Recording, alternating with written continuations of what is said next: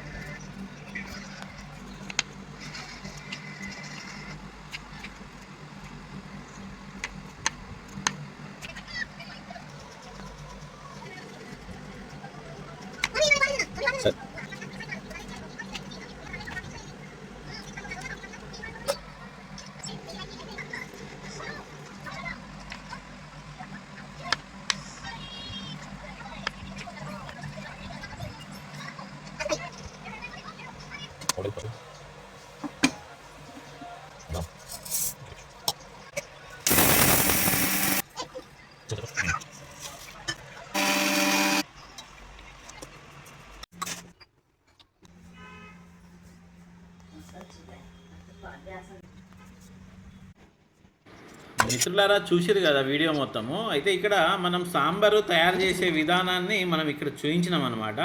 ప్రతిదీ పప్పుతోనే మనం సాంబార్ తయారు చేయడం జరుగుతుంది. అయితే ఆ సాంబార్ రుచికి రావడానికి సాంబార్ మసాలా వాడుతూ ఉంటాము. ఆ సాంబార్ మసాలా మార్కెట్లో చాలా నాసిరకంగా అది మన హెల్త్కి అయితే బాగుండదు. ఎందుకంటే వాళ్ళు ఎట్లా తయారు చేస్తారో ఏమో మనకు తెలియదు. అదే మన ఇంట్లోనే ఇవన్నీ కలుపుకొని ఒక మసాలాను తయారు చేసుకొని ఆ పప్పులో మీరు వండుకున్నప్పుడల్లా అందులో ఒక చెంచానో 2 చెంచాలో మీకు అవసరం ఎంత ఉంటుందో అంత అందులో వేసుకుంటే రుచిగా ఉంటుంది, మంచిగా ఆరోగ్యాన్ని ఇస్తుందన్నమాట. అలా మసాలా అయితే తయారు చేయడం జరిగింది.